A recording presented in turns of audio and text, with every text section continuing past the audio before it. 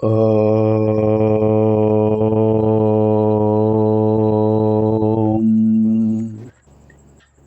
శ్రీ గురుభ్యో నమః. నమో దేవ్యై మహాదేవ్యై శివాయై సతతం నమః. నమః ప్రకృత్యై భద్రాయై నియతాః ప్రణతాస్మతాం. శృతిస్మృతిపురాణానాం ఆలయం కరుణాలయం. నమామి భగవత్పాదం శంకరం లోకశంకరం. అర్చనకాలే రూపగత, సంస్తుతికాలే శబ్దగత, చింతనకాలే ప్రాణగత, తత్వవిచారే సర్వగత. ఓం ఐం హ్రీం శ్రీం శ్రీమాత్రే నమః. ఓం ఐం హ్రీం శ్రీం శ్రీమాత్రే నమః. ఓం ఐం హ్రీం శ్రీం శ్రీమాత్రే నమః. ఓం ఐం హ్రీం శ్రీం శ్రీమాత్రే నమః. ఓం ఐం హ్రీం శ్రీం శ్రీమాత్రే నమః. ఓం ఐం హ్రీం శ్రీం శ్రీమాత్రే నమః. ఓం ఐం హ్రీం శ్రీం శ్రీమాత్రే నమః. ఓం ఐం హ్రీం శ్రీం శ్రీమాత్రే నమః. ఓం ఐం హ్రీం శ్రీం శ్రీమాత్రే నమః. ఓం ఐం హ్రీం శ్రీం శ్రీమాత్రే నమః. ఓం ఐం హ్రీం శ్రీం శ్రీమాత్రే నమః. శక్తికూట మంత్రభాగంలో ప్రవేశించాం. అందులో సకల హ్రీం 4 బీజాక్షరాల్లో సాది మంత్రాలు అయిపోయాయి. ఇప్పుడు కాది మంత్రాలు ప్రారంభమవుతాయి. 46 శ్లోకంలో ద్వితీయార్థం. 46 శ్లోకంలో పైన 4 మంత్రాలు సాది మంత్రాలు, దాంతో మనకు సాది మంత్రాలు అయిపోయాయి. ఆ 46 శ్లోకంలో ద్వితీయార్థంలో 3 మంత్రాలు ఉన్నాయి, కాది మంత్రాలు. తర్వాత 47, 48, 49 శ్లోకాలు వరకు కూడా కాది మంత్రాలు ఉన్నాయి. శ్లోకం ఒకసారి మొత్తం చూసి చదివి తర్వాత కాది మంత్రాల్లో ప్రవేశిద్దాం. 46. సర్వోత్తుంగ సర్వం సంగహీన సగుణ సకలేష్టద. సర్వోత్తుంగ సంగహీన సగుణ సకలేష్టద. ఈ 4 మంత్రాలు పూర్తి చేశాం. తర్వాత ఇప్పుడు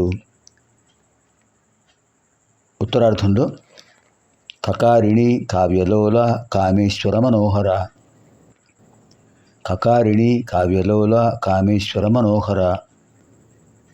కకారిణి కావ్యలోల కామేశ్వర మనోహర మంత్రత్రయం ఇదం శ్లోకస్య ఉత్తరార్థం. కకారిణి ఏమిటి విశేషం? కకారిణి అంటే అమ్మవారు కాది స్వరూపం కదా. కకారిణి తృతీయ ఖండ ద్వితీయ వర్ణరూప కకారావయవ వాచక అస్యా అస్తి తథా కకారిణి. అంటే పంచదశి మహామంత్రంలో తృతీయ కోటంలో ద్వితీయ వర్ణం కకారం. ఈ కకారమే అమ్మవారి యొక్క రూపం గనక శ్రీ త్రిపుర సుందరీ దేవిని కకార రూపిణి అని స్తుతిస్తూ ఉంటారు. కావ్యలోల. కావ్యలోల కావ్యములు అంటూ ఏమిటి? ఆది కావ్యం రామాయణం. ఆదికవి వాల్మీకి రచించాడు. శ్రీరామచంద్రుడు అమ్మవారిని స్తుతించాడు. ఇంకా తర్వాత కావ్యాలు చాలా ఉన్నాయి. వేదవ్యాసులు వారు రచించిన పురాణాలని కావ్యాలే. మహాభారతం కూడా కావ్యమే. అందులో పాండవులు శ్రీకృష్ణుడు దుర్గాదేవిని రచించారు. ఇలాంటి విషయాలన్నీ కూడా ఆ స్తోత్రాల్లో ఉన్నాయి. అంటే శ్రీరాముడు అమ్మవారిని స్తుతించిన విధం, త్రేతాయుగంలో ద్వాపరయుగంలో పాండవులు శ్రీకృష్ణుడు స్తుతించిన విధం, ఇవన్నీ కూడా ఉన్నాయి కనుక కావ్యలోల. కావ్యములు అంటే అమ్మవారికి చాలా ఇష్టం. కావ్యాల్లో ఉన్న విశేషమైన గుణాలన్నీ కూడా అమ్మవారి యొక్క గుణ సంకీర్తనానికి అనుబంధించినవి. ఇంకా కామేశ్వర మనోహర. కామేశ్వర కహ పరమేశ్వర ఏవ. ధర్మబద్ధమైన కాములను కోరికలను ఇచ్చేవాడు కనుక కామ ఈశ్వర. కామేశ్వర కామప్రద. అలాంటి కామేశ్వరుడికి మనోహర అంటే ధర్మపత్ని. కామేశ్వర ధర్మపత్ని కామేశ్వర మనోహర కామేశ్వరి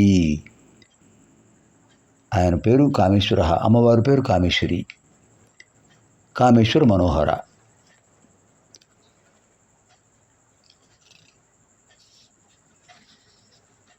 తర్వాత 47 శ్లోకంలో 4 మంత్రాలు ఉన్నాయి. కామేశ్వర ప్రాణనాడి కామేశోత్సంగ వాసిని కామేశ్వర లింగితాంగి కామేశ్వర సుఖప్రద. కామేశ్వర ప్రాణనాడి కామేశోత్సంగ వాసిని కామేశ్వర లింగితాంగి కామేశ్వర సుఖప్రద. కామేశ్వర ప్రాణనాడి ప్రథమం, కామేశోత్సంగ వాసిని ద్వితీయం, కామేశ్వర లింగితాంగి తృతీయం, కామేశ్వర సుఖప్రద చతుర్థం. చతుష్పది అయం శ్లోక. కామేశ్వర ప్రాణనాడి. ప్రాణనాడి ఏంటి అంటే, ప్రాణనాడి అంటే ఏమిటి? జీవితానికి ఆధారమైనది. ప్రాణశక్తి 3 రకాల నాడులతో ఉంటుంది. ఇళ, పింగళ, సుషుమ్న. ఈ మూటిని ప్రాణనాడి త్రయం అంటారు. అలాంటి ప్రాణనాడి అమ్మవారి స్వరూపమే. అది ఎవరికి ప్రాణనాడి? కామేశ్వరుడికి ప్రాణనాడి, మనకు ప్రాణనాడి. కామేశ్వరుని జీవితానికి ఆధారమైనటువంటి ప్రాణనాడి. అంటే ఇడయాతు బహిర్యాతి, ఇడయాతు బహిర్యాతి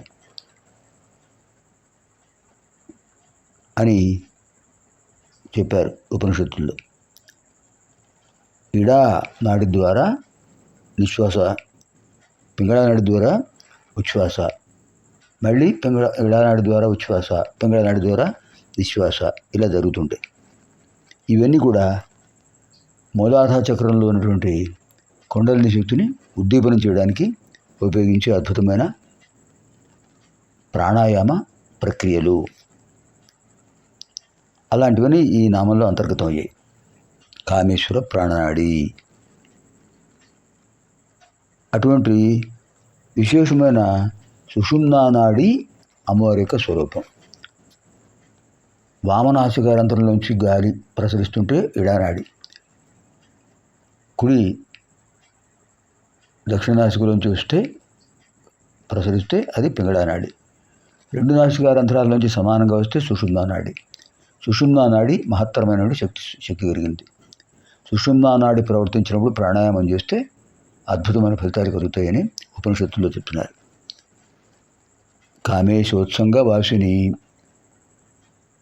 కామేశ ఉత్సంగ వాసిని. ఆ కామేశ్వరుడు యొక్క ఉత్సంగము అంటే ఒడి. పరమేశ్వరుడు యొక్క ఒడిలో కూర్చుంటారు అమ్మవారు. అర్ధనారీశ్వర తత్వం కదా, అభేదతత్వం. కామేశోత్సంగ వాసిని కామేశ్వర లింగితాంగి. ఇది ఇంకా విశేషమైన అర్ధనారీశ్వర తత్వం. కామేశ్వర ఆలింగిత అంగి, కామేశ్వర ఆలింగిత అంగి, కామేశ్వర ఆలింగితాంగి. వామభాగం కామేశ్వరి, దక్షిణ భాగం కామేశ్వర. అప్పుడు ఏమవుతుంది? వాగర్థాయువ సంపృక్తౌ. అలా అర్ధనారీశ్వరత్వం మనకు గోచరిస్తుంది. కామేశ్వర సుఖప్రద. కామేశ్వరుడికి ఎంత ఆనందాన్ని ఇస్తారు అమ్మవారు. శివశక్త్యాయుక్తో యది భవతి శక్త ప్రభవితం. అమ్మవారి యొక్క సహకారం లేనిదే ఆయన ఏ పని చేయరు. అంతే అమ్మవారు సహకరిస్తే ఆయనకి ఎంతో ఆనందం. అంతే కదా. ఒక గృహంలో గృహిణి గృహస్థుడికి సహకరిస్తూ ఉంటే, భర్తకు భార్య సహకరిస్తుంటే ఆ కుటుంబం ఎంత ఆనందమయంగా ఉంటుంది. ఇద్దరు ఒక మాట మీద ఉంటారు. అది ఈ శ్లోకంలో సందేశం. ఈ మంత్రంలో కామేశ్వర సుఖప్రద. కామేశ్వరుడికి ఆనందం కలుగుతుంది కామేశ్వరుడు సహకరిస్తుంటే. అలాంటి విశేషమైన మంత్రం. ఇప్పుడు ఈ 7 మంత్రాలు కూడా ఒకసారి జపిద్దాం. ఓం ఐం హ్రీం శ్రీం కకారిణ్యై నమో నమః. ఓం ఐం హ్రీం శ్రీం కావ్యలోలాయై నమో నమః. ఓం ఐం హ్రీం శ్రీం కామేశ్వర మనోహరాయై నమో నమః. ఓం ఐం హ్రీం శ్రీం కామేశ్వర ప్రాణనాడ్యై నమో నమః. ఓం ఐం హ్రీం శ్రీం కామేశోత్సంగవాసిన్యై నమో నమః. ఓం ఐం హ్రీం శ్రీం కామేశ్వరాలింగితాంగ్యై నమో నమః. ఓం ఐం హ్రీం శ్రీం కామేశ్వర సుఖప్రదాయై నమో నమః. పునర్మిలామः ఆగామిని కార్యక్రమే. సర్వేభ్యः శ్రీదేవ్యాः అనుగ్రహప్రాప్తిరస్తు. స్వస్తి.